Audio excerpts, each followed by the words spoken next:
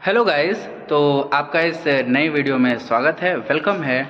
और अब हमारी टीम यानी कि हम लोग निकल रहे हैं एक नए टूर के लिए। और चलिए हम आपको साथ में घुमाते हैं महादेव की नगरी वाराणसी यानी कि बनारस।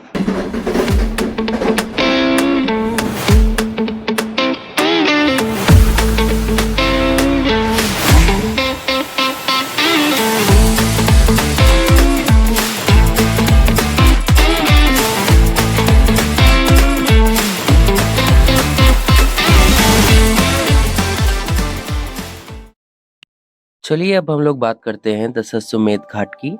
यह वाराणसी का सबसे जीवंत और सबसे रंगीन घाट माना जाता है।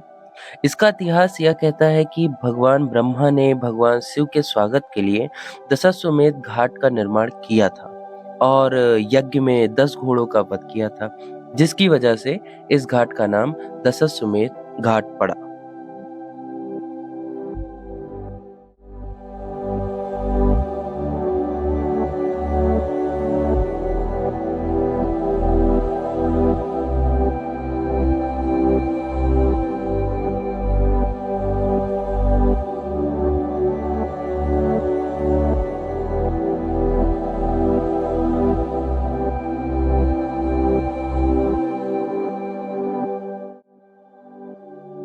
घाट के विभिन्न धार्मिक महत्व के कारण प्रमुख त्योहारों के दौरान हिंदू भक्त बड़ी संख्या में आते हैं। कुछ भक्त हर सुबह गंगा नदी में पवित्र स्नान करने के बाद अपने भगवान को श्रद्धांजलि देने के लिए यहाँ आते हैं।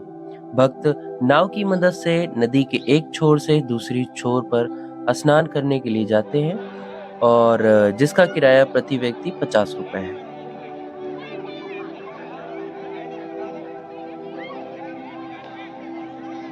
घाट के दूसरे छोर पर अगर आपको सस्ते रेगिस्तान का मजा लेना है तो यहाँ पे आपको ऊंट और घोड़े की सवारी भी मिल सकती है।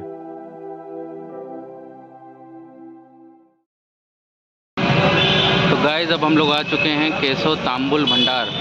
और ये एक पान भंडार है। यहाँ पे दो बाबा जी बैठे हुए हैं और यहाँ पे अपना पान तैयार हो रहा है जिसका नाम है गुलकंद युक्त मीठा पान। और यहाँ पे आप रेट देख सकते हैं, ये रेट है और हमारा पान यहाँ पे तैयार हो रहा है।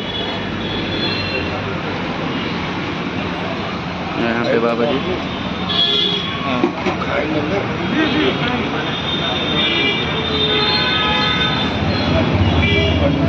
हमारा पान तैयार हो चुका है।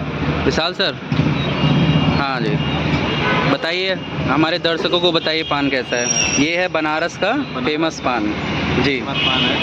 और खाइए, कितने रेट इसका? 30 रुपये है जी। खाइए खाइए खाइए, ले ले ले ले लो ले लो, खाइए खाइए खाइए, जल्दी खाइए इसको।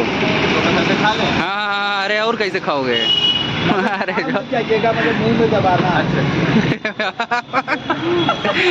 खाइए खाइए, कैसा टेस्ट कैसा है? बनारस का फेमस पान।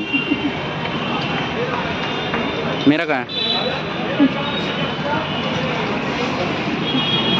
क्या हुआ? यहाँ पे विकास सर, लाओ गाइस। अब हम भी बात है, हम लोग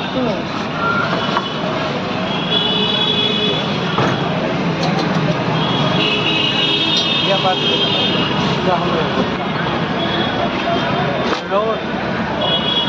तांबुल भंडार और पान है, मजा आ गया खा के। अब बात करते हैं 18वीं शताब्दी में महाराजा बलवंत द्वारा बनाए गए इस रामनगर के किले की। ऐसा माना जाता है कि प्राचीन महाकाव्य महाभारत के रचयिता वेद व्यास जी महाभारत के समय रामनगर में रहते थे और यहीं ध्यान करते थे। और यह भी माना जाता है कि किले का नाम हिंदू भगवान राम के नाम पर रखा, जिनके बारे में माना जाता है कि वे इस स्थान पर आए थे। इस किले ने 1764 में बक्सर की लड़ाई और 1857 के भारतीय विद्रोह में भी भूमिका निभाई थी।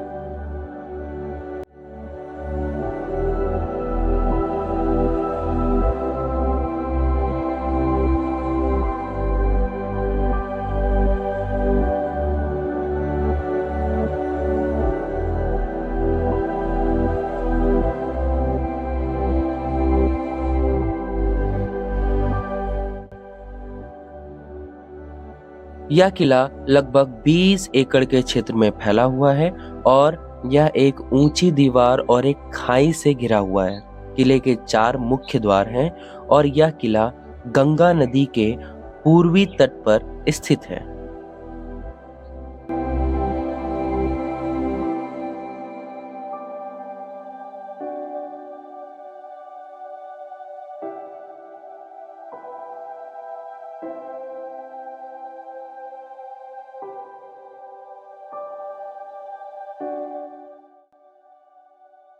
किले में कई मीनारे, मंडप और मंदिर भी हैं जो किले की खूबसूरती और आकर्षण को बढ़ाते हैं।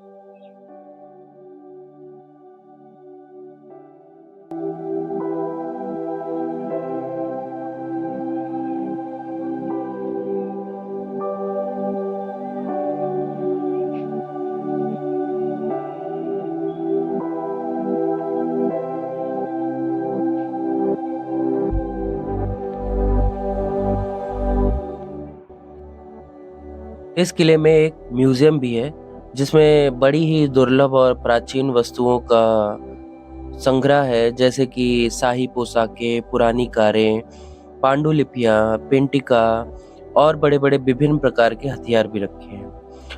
बट अनफॉर्चुनेटली म्यूजियम में फोटोज और वीडियोस कैप्चर करना मना है।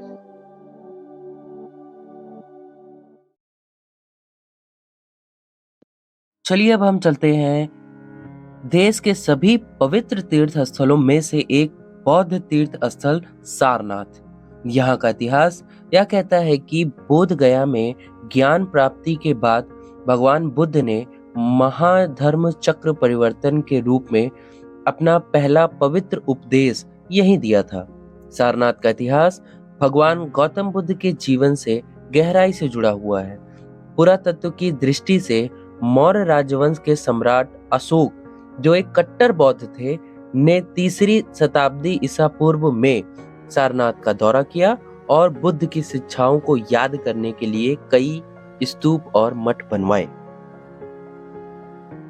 अशोक स्तंभ को सम्राट अशोक ने लगभग 250 ईसा पूर्व में बनवाया था, जिसमें 4 शेरों को एक दूसरे से पीठ सटाकर बैठा हुआ दिखाया गया था, जिसको बाद में भारत ने राष्ट्रीय प्रतीक के रूप में अपनाया।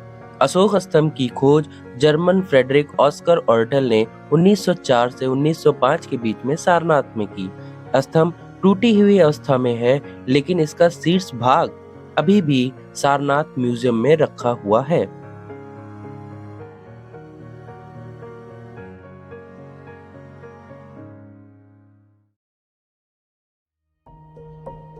1835 से 36 के बीच में कनिंघम, जो कि ब्रिटिश आर्मी के इंजीनियर थे, उन्होंने सारनाथ का विस्तृत उत्खनन यानी कि खुदाई करवाई, जिसमें उन्हें मुख्य रूप से धमेक स्तूप, चौखंडी स्तूप और बड़ी संख्या में भवनों में प्रयुक्त पत्थरों के टुकड़े और मूर्तियां मिली।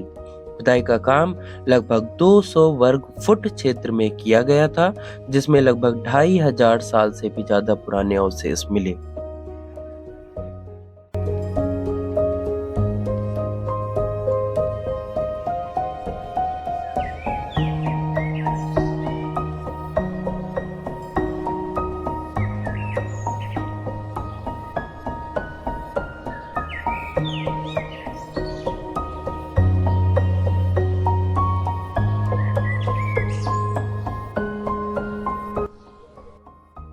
चारों ओर फैले प्रभावशाली खंडहरों के बीच अशोक के स्तंभ से आगे बढ़ते हुए आप मूलगंध कुटी के स्थूल पर पहुंचेंगे।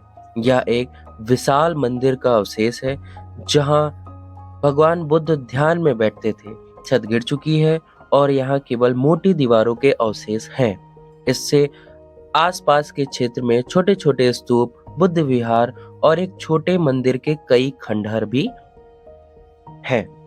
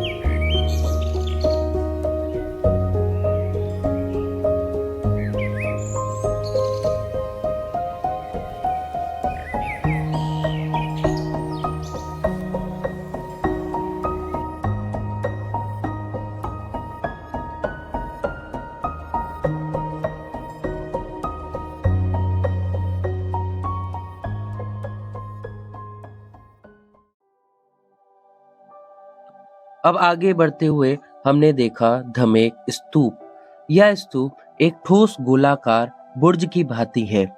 इस स्तूप की नींव अशोक के समय में पड़ी और गुप्त काल में यह पूरी तरीके से तैयार हुआ, जो कि लगभग 43.6 मीटर ऊंचा है। इस स्तूप के बारे में बताते हैं कि इस स्तूप को 6 बार बड़ा किया गया था। इसके बावजूद भी इसका ऊपरी हिस्सा अधूरा ही रहा। हालांकि आप अभी भी इस पर जटिल नक्काशीदार आकृतियों और ब्राह्मी लिपि के शिलालेखों की प्रशंसा कर सकते हैं, जो इसके कहानी भरे अतीत की एक आकर्षक झलक पेश करती है। भगवान बुद्ध को श्रद्धांजलि देने के लिए कई लोग स्तूप की परिक्रमा और बौद्ध धर्म के श्लोकों का जाप भी करते हैं।